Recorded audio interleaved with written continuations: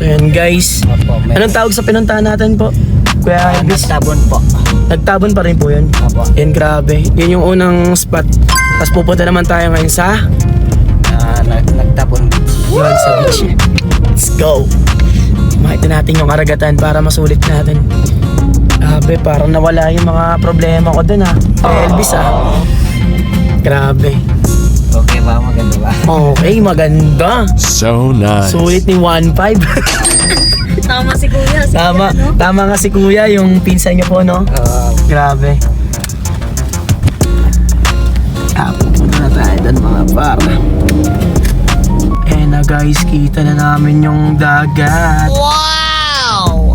Ayan na. Nagtabon mga par. May mga nakaparking na motor. Tara na kayo Denny, Kuya Elvis. Dito na ba tayo? Opo, dito na po. Let's go. So guys, nandito na kami.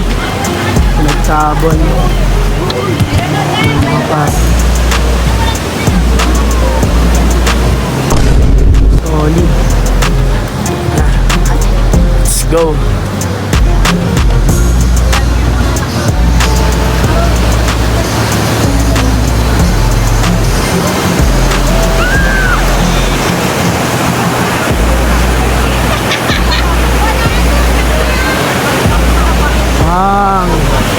Oh my God!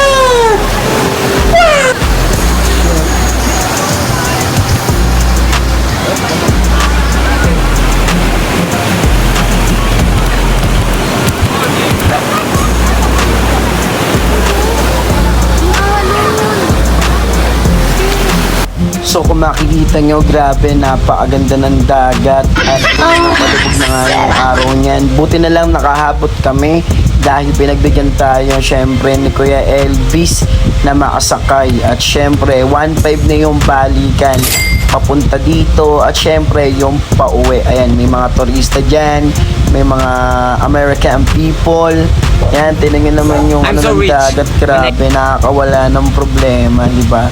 So kung magbibigyan ulit ako ng pagkakataon, sana makabalik kami ulit. So guys, tapos na kami. Grabe, napaka-solid dito mga par. Di na kami makaligo kuya kasi wala kaming dala Tsaka lang na sa oras, mamaya na yung flight namin. Okay naman yan. Susunod ulit, pag nakabalik, maliligo na kami. Ayan, nag-picture lang kami. Tara. Solid, solid.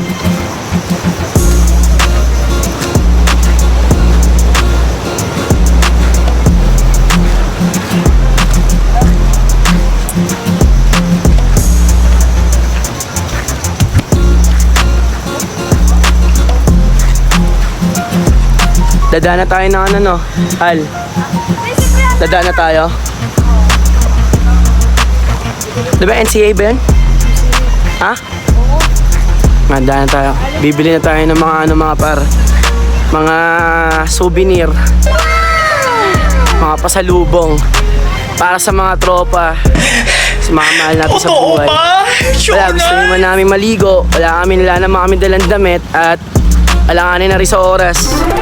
So buti naabutan pa namin yung liwanag mga par. Ayan sila ate, buti pa sila nakaligo sana all, no? Ako di nakaligo Wala O, bawi na tayo. Tral! Ha?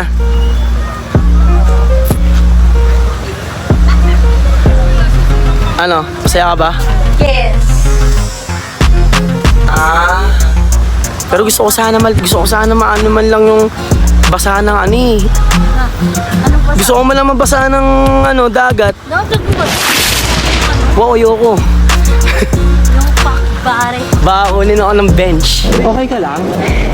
Yan, maraming salamat na pala kay Mariel Lupango, ang gumawa ng braids ko. Thank you. At yan, tapos na kami dito sa Palawan. So magpapahinga na kami mamaya. Kailangan na namin mag-flight. Pero bibili muna kami ni Kuya Elvis ng mga souvenir. Let's go.